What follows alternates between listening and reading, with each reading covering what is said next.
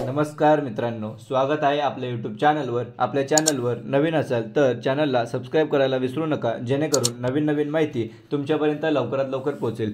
तर विद्यार्थी मित्रांनो, आपण या व्हिडिओमध्ये पाहणार आहोत की बीएमसी कार्यकारी सहाय्यक यांची फर्स्ट रिस्पॉन्स शीट आली, सेकंड रिस्पॉन्स शीट आली, त्याच्यानंतर आपले आफ्टर नॉर्मलायझेशन किती मार्क मिळाले त्याची एक पीडीएफ बीएमसीने प्रसिद्ध केली होती। त्याच्यानंतर आता बरेच म्हणजे जवळपास 15 ते 20 दिवस झाले आहे, तरी पण आता फायनल मेरिट लिस्ट लागत नाहीये। तर ती आपण कधी लागेल तर ते मी या व्हिडिओच्या शेवटी तुम्हाला सांगणार आहे। त्याचप्रमाणे एक्सपेक्टेड कट ऑफ किती लागू शकते आणि कोणत्या विद्यार्थ्यांचं सिलेक्शन होऊ शकतं, त्याचप्रमाणे सेफ स्कोर किती असेल आणि आपल्याला जर आपलं सिलेक्शन झालं तर आपल्याला कोणते कोणते डॉक्युमेंट पाहिजेत, जर ते तुमच्याकडे नसतील तर ते तुम्ही आत्ताच काढून घ्या। त्याच्यासाठी ही व्हिडिओ न स्किप करता तुम्ही पूर्ण पहा।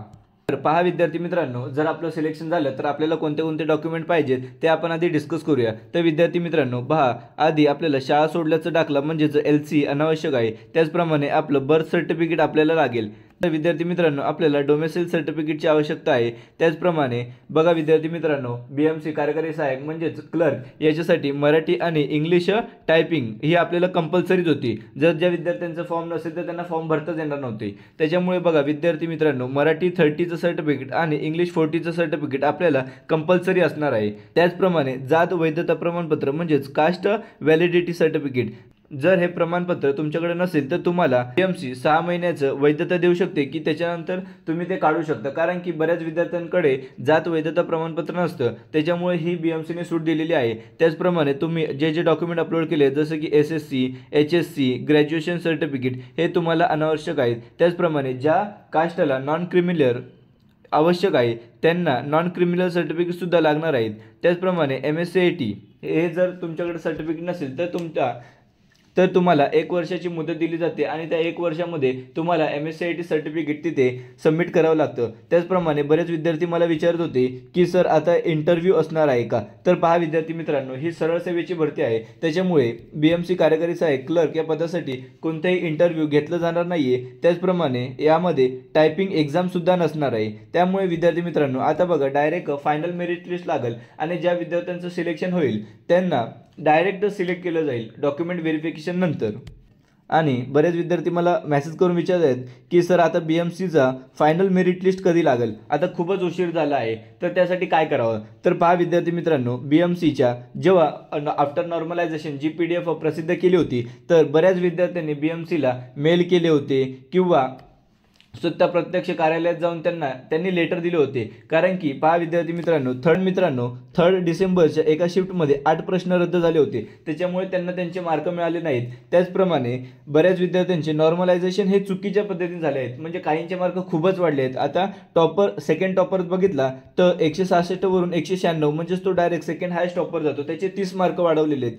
तर काहींचे त्याच बॅचमधले फक्त 15 मार्क वाढलेत, तर काहींचे 2-3 मार्क मायनस सुद्धा झालेले आहेत। त्याच्यामुळे बऱ्याच विद्यार्थ्यांनी आक्षेप घेतलेला होता आणि आता हे सर्व प्रोसेस कंप्लीट झालेली आहे। विद्यार्थ्यांनी बीएमसीला कॉल करून मेल करून खूप प्रश्न विचारले होते की मॅडम सर नॉर्मलायझेशन प्रोसेस ही फार चुकीची झालेली आहे, कारण की कोणाचे मार्क वाढले तर कोणाचे कमी झालेत, परंतु बीएमसी कडून एकच आन्सर आलेला आहे की नॉर्मलायझेशन प्रोसेस ही बरोबर झालेली आहे आणि तो जो फॉर्म्युला दिला आहे त्याप्रमाणे तुम्ही चेक सुद्धा करू शकता। तर विद्यार्थी मित्रांनो, आता आपण त्या बाबतीत काहीच करू शकत नाही, परंतु आता बीएमसीचं फायनल मेरिट लिस्ट कधी लागेल? तर पहा विद्यार्थी मित्रांनो, आता संपूर्ण प्रोसेस तर झाली आहे, जवळपास 10 ते 15 दिवसात म्हणजेच मार्च महिन्याच्या एंडिंगपर्यंत रिझल्ट लागण्याची शक्यता आहे। कारण की विद्यार्थी मित्रांनो पहा, मे महिन्यामध्ये बीएमसीचे इलेक्शन होणारच आहेत, त्याच्यामुळे विद्यार्थी मित्रांनो त्यांना इलेक्शनच्या आधी ही संपूर्ण प्रोसेस कंप्लीट करायची आहे। त्याच्यामुळे डॉक्युमेंट व्हेरिफिकेशन ही प्रोसेस एप्रिल महिन्याच्या फर्स्ट वीकला होईल। त्यामुळे विद्यार्थी मित्रांनो, तुम्ही सर्व डॉक्युमेंट तुमच्याकडे आहेत की नाही हे तुम्ही नीट चेक करा। आणि जसं की नॉन क्रिमिनल असे जे काही सर्टिफिकेट असतात ते एक्सपायर होतात 31 मार्चला, तर त्याच्यामुळे मित्रांनो तुम्ही त्याच्या आधीच ते रिन्यू करून घ्या, कारण की नॉन क्रिमिनल आता 3 वर्षासाठी सुद्धा भेटतं। त्याच्यामुळे तुम्ही तुमची सर्टिफिकेट जे बरोबर आहेत की नाही ते तुम्ही पडताळणी करून घ्या। कारण की जर तुमचं सिलेक्शन झालं आणि तुम्ही डॉक्युमेंट व्हेरिफिकेशनमध्ये जर तुम्ही फेल झाले तर मित्रांनो त्याच्यात संपूर्ण चुकी तुमचीच असणार आहे। तर विद्यार्थी मित्रांनो, आपण पाहूया की सेफ स्कोर किती असणार आहे। ज्या विद्यार्थ्यांना 170+ मार्क आहेत ते विद्यार्थी कुठेतरी सेफ झोनमध्ये आहेत। तर विद्यार्थी मित्रांनो, आपण आता बीएमसीचा कट ऑफ किती जाणार आहे हे या व्हिडिओमध्ये पाहणार आहोत। तर पहा मित्रांनो, कट ऑफ पाहण्यासाठी मी ते 3 कॉलम केलेले आहेत. कास्ट वाईज किती जागा आहेत आणि आपलं कट ऑफ किती जाऊ शकतो. तर पहा विद्यार्थी मित्रांनो, ओपन मेल यांच्यासाठी 167 जागा होत्या आणि त्याचा अंदाजित कट ऑफ 182 प्लस जाण्याची शक्यता आहे. ओपन फिमेल याच्यासाठी 152 जागा होत्या आणि याचा कट ऑफ 180 प्लस जाण्याची शक्यता आहे. तर ओबीसी मेल यांच्या फक्त 148 जागा होत्या आणि त्यांचा कट ऑफ हा 178 प्लस जाण्याची शक्यता आहे. ओबीसी फिमेल यांच्यासाठी 136 जागा होत्या तर त्यांचा कट ऑफ हा 175 प्लस जाण्याची शक्यता आहे. EWS मेल यांच्यासाठी फक्त 60 जागा होत्या आणि त्यांचा कट ऑफ 170 प्लस जाण्याची शक्यता आहे. EWS फिमेल यांच्या फक्त 56 जागा होत्या आणि ज्या विद्यार्थ्यांना 168 प्लस मार्क आहेत ते कुठेतरी सेफ झोनमध्ये आहेत. SEBC मेलसाठी 60 जागा होत्या आणि ज्यांचा कट ऑफ हा 170 प्लस जाण्याची शक्यता आहे. SEBC फिमेल यांच्यासाठी सुद्धा 56 जागा होत्या आणि ज्या विद्यार्थिनींना 167 प्लस मार्क आहेत त्या कुठेतरी सेफ झोनमध्ये आहेत, त्यांचं सिलेक्शन होण्याचे चान्सेस आहेत. तर आता SC मेल यांच्यासाठी 47 जागा होत्या आणि ज्या विद्यार्थ्यांना 170 प्लस मार्क आहेत ते कुठेतरी सेफ झोनमध्ये आहेत आणि एवढाच कट ऑफ जाण्याची शक्यता आहे. SC फिमेल यांच्यासाठी फक्त 43 जागा आहेत तर त्याचा कट ऑफ हा 166 प्लस जाण्याची शक्यता आहे. विद्यार्थी मित्रांनो, मी हा जो कट ऑफ सांगत आहे तो आफ्टर नॉर्मलायझेशन मार्क सांगत आहेत. ST मेल यांच्यासाठी 48 जागा आहेत तर त्यांचा कट ऑफ हा 168 प्लस जाण्याची शक्यता आहे. ST फिमेल यांच्या फक्त 45 जागा होत्या आणि त्यांचा कट ऑफ 165 प्लस जाण्याची शक्यता आहे.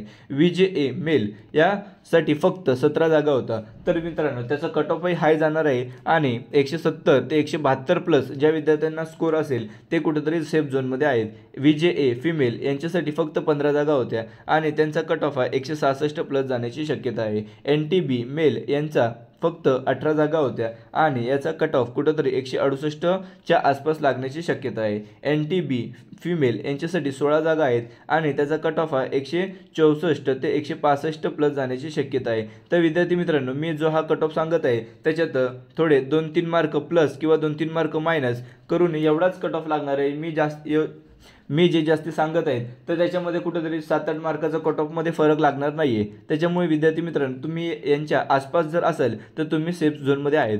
NTC मेल यांच्यासाठी फक्त 12 जागा होत्या आणि त्याचा कट ऑफ 165 प्लस जाण्याची शक्यता आहे. NTC फिमेल यांचा 12 जागा होत्या आणि कट ऑफ हा 160 प्लस जाण्याची शक्यता आहे. NTD मेल यांच्या फक्त 12 जागा होत्या आणि त्याचा कट ऑफ हा 167 प्लस जाण्याची शक्यता आहे. NTD फिमेल यांच्या फक्त 11 जागा होत्या आणि याचा कट ऑफ 162च्या आसपास लागण्याची शक्यता आहे. दिव्यांग या प्रवर्गासाठी 74 जागा होत्या. तर विद्यार्थी मित्रांनो, दिव्यांगामध्ये ABCD असे 4 प्रवर्ग असतात तर त्याच्यामध्ये माझ्या अंदाजानुसार 140 ते 150 प्लस कट ऑफ जाण्याची शक्यता आहे आणि हे जे दिव्यांगाचे 74 जागा आहेत ते त्या सर्वच प्रवर्गातील मी एकूण टोटल जागा टाकलेल्या आहेत. अनाथांसाठी फक्त 18 जागा होत्या आणि 146 ते 150 प्लस हा कट ऑफ जाण्याची शक्यता आहे. स्पोर्ट्समध्ये 92 जागा होत्या आणि 150 प्लस कट ऑफ जाण्याची शक्यता आहे. एक्समॅन यांच्यासाठी 146 ते 150 प्लस कट ऑफ जाण्याची शक्यता आहे.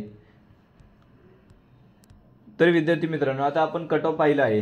तर विद्यार्थी मित्रांनो, ज्या विद्यार्थ्यांना कमी मार्क मिळालेले आहेत त्यांनी खचून जायचं नाही. पहा विद्यार्थी मित्रांनो, ही भरती असते, याच्यात पास किंवा फेल होतच असतो. कोणाला कमी मार्क जातात, कोणाला पेपर चांगला जातो, कोणाला वाईट जातो. बघा विद्यार्थी मित्रांनो, ज्या विद्यार्थ्यांना कमी मार्क मिळाले आहेत त्यांनी परत अभ्यास सुरू करा. तुम्हाला अभ्यास काय करायचा आहे? मराठी, इंग्लिश, त्यानंतर मॅथ्स आणि GK.